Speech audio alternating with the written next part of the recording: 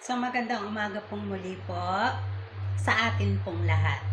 Gaya po ng dati, laging sa umpisa po ng aking kapahayagan, lagi ko pong sasabihin sa inyong lahat, wala po akong ipinakikilala na kahit na ano po para po sa aking sarili.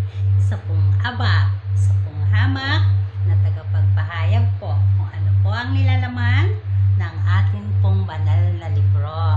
At ang lahat pong nilalaman nito ay nagmula po sa ating banal na Espiritu Santo. At dahil nga po, nakatanggap po ako ng isang personal na katanungan po na medyo po masela. Sa totoo lang po, ang katanungan pong ito ay hindi naman po sa iniiwasan ko, pero medyo po nahihirapan akong mabigyan po ng katugunan sa pamamagitan po, bukod po sa kulang po tayo sa oras, ay medyo po may pagkamaselan po. Mas gusto ko sanang sagutin to kung halimbawa po ay personal nyo po akong tatanungin at personal ko pong hihimay-himayin po sa inyo.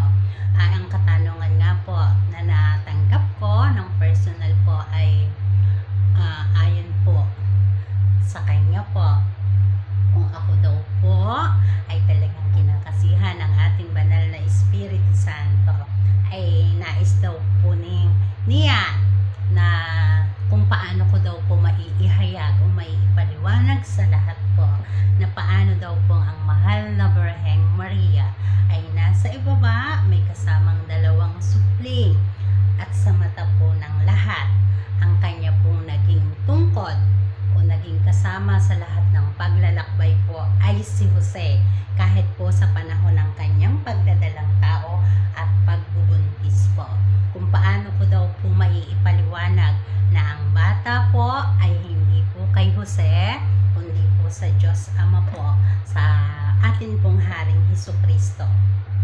Sa totoo lang po, noong mga panahon po na sinusubok ako ng banal na Espiritu Santo, dito rin po siya medyo nahirapan sa akin kung paano niya ako makukumbinsi na marami akong tanong.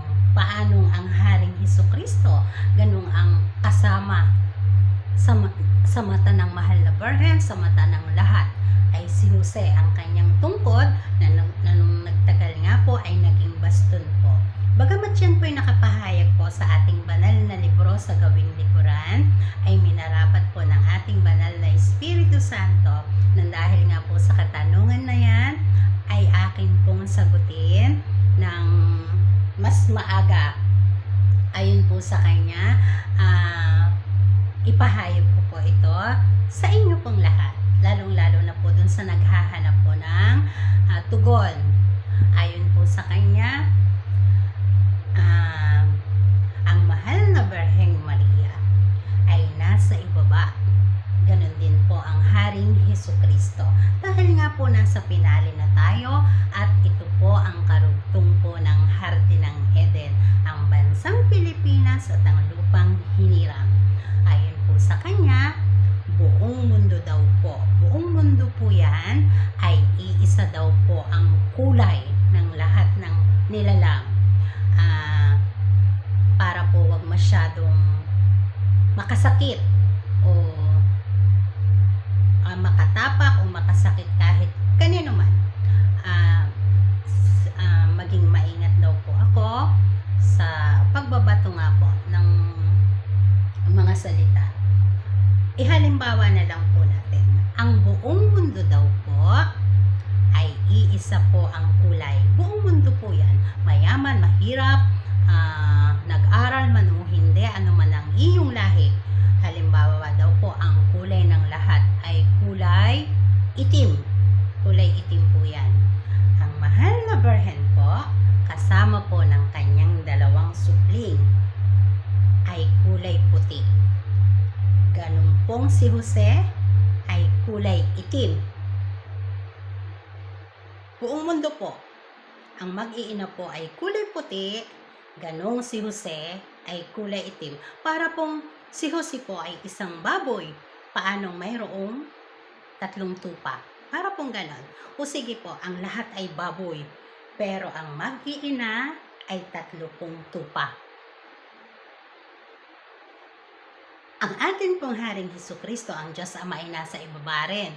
At yan nga po ay akay-akay po ni Magdalena. Kung ano pong ginawa sa mahal na Birhen. Dahil nga po kakaiba lahat tayo baboy, bakit may tupa? Parang ganyan po, sample lang po yun.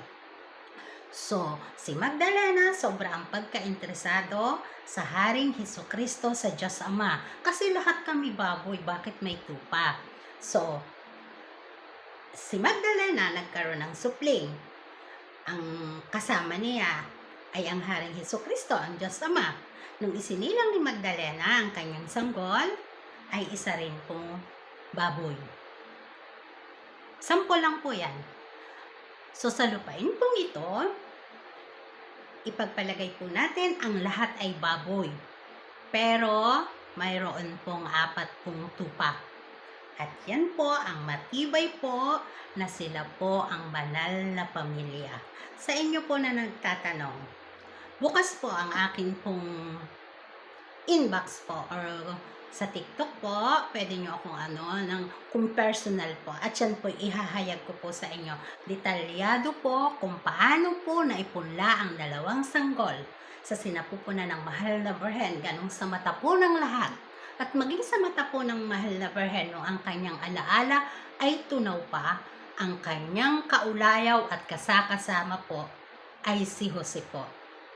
Na nang magtagal po, ay nagpaka-Lucifer po sa mahal na Birhen.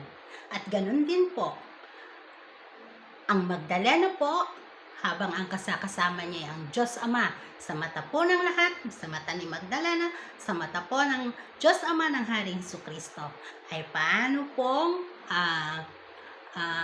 ang sanggol po, na dala-dala po ni Magdalena, ay hindi rin po sa Haring Hesukristo. Pareho lang po kung paano naipunla. Pareho lang din po ng proseso.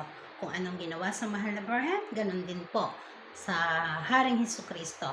At ang dalawa po ay pinipilit na hindi magtagpo ang banal na pamilya.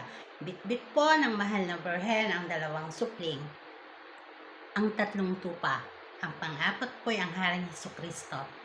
Buong mundo po, ayon po sa ating banal na Espiritu Santo, ay magkakauri at iisa po ang kulay.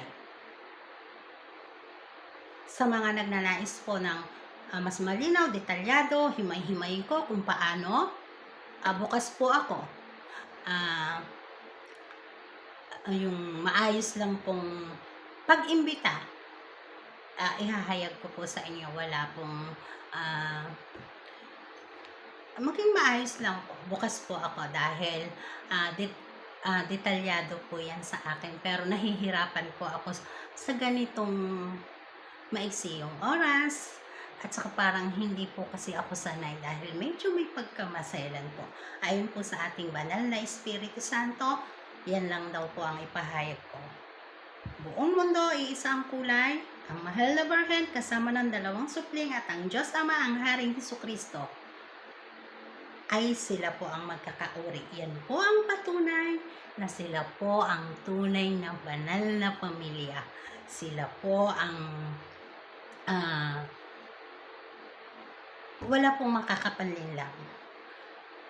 Lalo na po sa ating Espiritu Santo na kailanman po'y hindi po kumurap sa pagsubaybay po sa kanyang katawan na nakipamuhay po dito po sa ibaba. Sa iyo po, Ginoo, sana po nasagot ko po ang katanungan mo. Unang iba pa po, kung nais po ninyo ng detalyado, personal po, hihimay-himayin ko po sa inyo kung paano ang Haring Hesukristo ang nakapagpunla sa sinapupunan po ng mahal na Birhen ng 2 supling at kailan may hindi siya naggalaw ni Jose po na kanyang tungkod. At ang Haring Hesukristo, kailanman po hindi niya nagalaw si Magdalena. Pero paano po, may bata po. At nang lumabas po'y kauri po ni Magdalena po. Hindi po kauri ng Diyos Ama po. Hanggang sa muli po. Ako po ang inyong abang lingkod. Bye-bye! Paalam! Mabuhay po tayong lahat.